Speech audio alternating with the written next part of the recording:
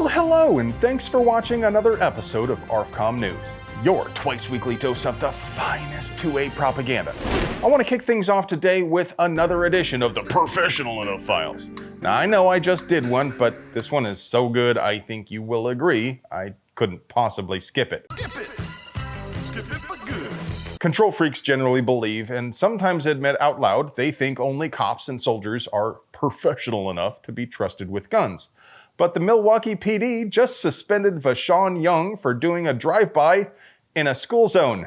You heard me right. The PD says a video recently surfaced showing him shooting out of the window of a car he was driving in a neighborhood near a school, and that video corresponds to a shot spotter incident from 3 years ago. So the next time you hear statistics about campus pew-pews, remember, those statistics include this incident. And the next time some control freak tells you only cops and soldiers ought to have guns, tell them you have never done a drive-by in a school zone and probably never will. Kind of a bad look. If Young is convicted, he could theoretically do up to 17 years, but seriously, what are the odds of a cop getting that much time? What do you guys think? Should he go to jail? We all would, and you know that. But it would be impossible for us to produce quality 2A propaganda without sponsors. So let's pay some bills. Today's video is sponsored by Vortex. The proven Crossfire sight is now available in new flavors. Same great affordable bomb-proof reflex sight with a 2 MOA reticle and 50,000 hour battery life backed up by the Vortex no questions asked VIP warranty, but now it's available with a tan finish or a green dot. And by Springfield Armory. Imagine a 9mm carbine with roller delay action just like Kraut Space Magic. Now imagine it didn't have garbage ergonomics. The brand new Kuna from Springfield Armory gives you that roller delayed smooth recoil you're looking for with reversible, non-reciprocating charging handle and ambi absolutely everything. And by 1776 Insurance. Most homeowners insurance policies only cover up to $2,500 for firearms. I don't know about you, but I got more than that in just optics. 1776 gives you comprehensive coverage against breakage, theft, fire, and burglary for all of your guns, and you don't have to give them your serial numbers.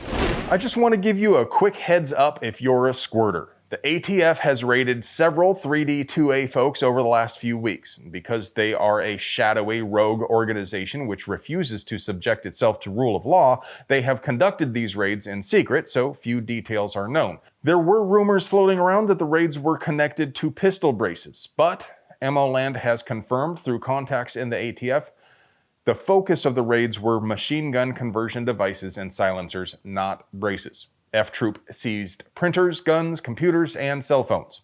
I maintain that printing suppressed machine guns is a human right, but until the ATF comes around on that point, stop posting evidence of your crimes on the internet, friends. How do you think the feds found out what these guys were up to? VPNs will not necessarily keep law enforcement off of you. A pawn shop laptop on the neighbor's Wi-Fi, on the other hand. Seriously though, whatever you're up to out there, pay a little attention to OPSEC and be safe, okay? You matter, and the world is better with you in it.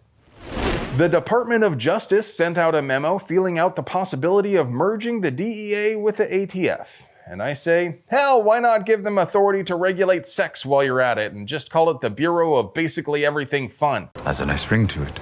Better yet, call it the Department of Everything Awesome, and then you get to keep those sick windbreakers. I mean, I realize the feds already restrict the use of all these things, and lumping them into one agency isn't increasing the amount of federal overreach, but it sure makes it hit home. And I have no idea if merging agencies would result in more oppression or less service for things like Forms 1 and 4 for filthy stamp collecting compliers like me. What do you guys think? Should the ATF merge with the DEA? Does it even matter? It's like the reign of terror at the ATF right now. Metaphorically, that is. Nobody is literally losing their heads at the ATF, but they're losing their jobs left and right lately. We should celebrate. The latest to retire is Megan Bennett, the Assistant Director of the Office of Enforcement Programs and Services. Now, I don't know if she was good at that job, but it sounds like a job I don't really want being done in the first place. May as well be director of infringements, am I right? They'll be trying to drink their own sweat to survive. And while we're at it, I think we should take a real close look at the HR guy sitting right next to her. I can't tell if he is about to tell me the ideal time to overseed my lawn or invade Poland. So far as I'm concerned, every single employee who works for the ATF in any role restricting the private ownership of arms is, at the very best, an amoral NPC with no concern for ethics. Fire them all. You're fired. It's just a shame they will be replaced with anyone at all.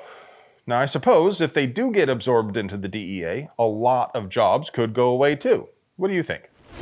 The Supreme Court denied Cersei Rari in Jacobson v. Worth, which might sound like bad news, but it means the 8th Circuit's ruling stands. And that means Minnesota has to start issuing carry permits to adults under 21, which is a good thing. Now sure, of course, they should not need permission from the government to exercise their rights, but the needle is moving in the right direction. Hey, remember that kid who got suspended for chewing a Pop-Tart into the general shape of a gun? Yeah, that could only happen in a degenerate East Coast hellscape like Maryland, right? Right? I don't like where this is going. I mean, can you imagine something like that happening in Texas? They have such a thriving gun culture and general sense of independence, they would never tolerate some itchy schoolmarm upset by the mere shape of a gun. You suck. Obviously, I'm being sarcastic because that's exactly what happened. They locked down 2 schools and arrested a student over a piece of cardboard in the shape of a gun. At least the other kid only got suspended. Well, friends, you did it. Your calls helped the GOA get the DOJ to drop the short-barreled rifle charges against Toranto. Remember, that's the guy with the Schrodinger's weapon who was being charged by the ATF with both having a pistol and a short-barrel rifle at the same time. Not only does that spit in the face of logic, it also spits in the face of the 8th Circuit, which ordered ATF to stop attempting to enforce its opinion about pistol braces. So, it's kind of cool to see F troops submit to the rule of law for once. Nature is healing. We got the Assistant Attorney General out here hinting the DOJ might be suing DC for slow walking permits. It's just talk until it happens, but it sure looks like the walls are closing in on the control freaks in government, and I expect permits will process a little faster tomorrow in all the authoritarian states. Gundustry News. And finally, Keltec has finally released the Sub 2000 in Best Millimeter.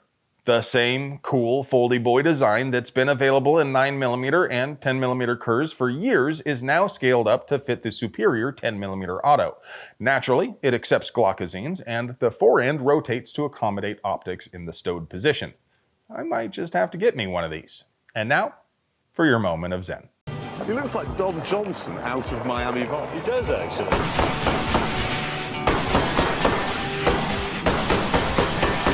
What pistol's he supposed to be using? Safety is off.